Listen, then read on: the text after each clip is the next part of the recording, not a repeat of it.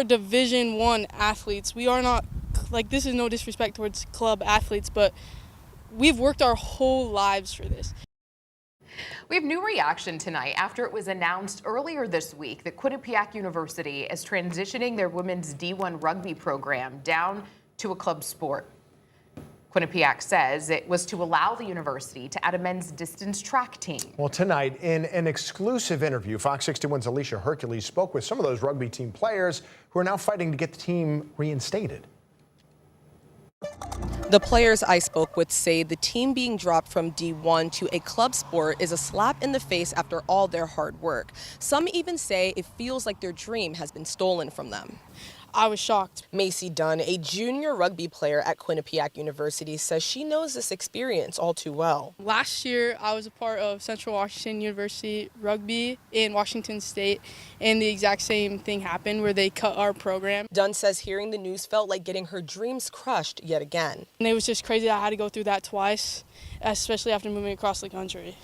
QU Athletic Communications released a statement saying in part, quote, "The initiative aligns institutional resources with long-term competitive priorities, fiscal sustainability, and the university's ongoing commitment to Title IX compliance." In a statement, the director of athletics, Greg Amadio, said the decision wasn't easy, but is essential to ensuring that Quinnipiac athletics remains equitable, competitive, and sustainable for the long term. The university plans to add a men's indoor and outdoor distance track program, and the women's rugby team will now become a club sport.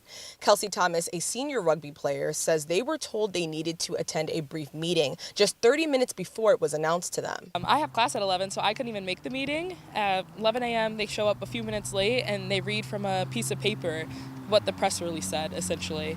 Other team members like Mackenzie Kroger prepared to go to practice just before they got the news from the director of athletics. I was devastated. I had to hear everyone bawling their eyes out immediately after he said the news. Although the rugby program will continue at a lower level, Thomas says there is a major difference between D1 and club sports. As a club program, you don't have the same athletic trainers that the varsity programs do. You don't have the same insurance plan when there are injuries, so you're not like fully covered like we are now. This change is even more devastating for those who dream of playing for the U.S. rugby team.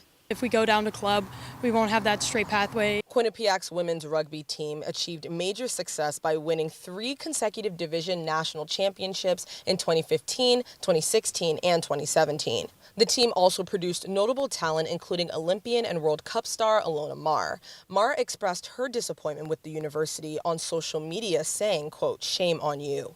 A petition to reinstate the women's rugby team has gotten more than 16,000 signatures. As the shock subsides, Lucy Lamborn, the senior captain of the women's rugby program, says they plan to fight this decision and are looking for help from the public. You can email Greg Amodio, you can email Maureen Harding, you can email the Quinnipiac Title IX office just to get answers and to get visibility for this issue.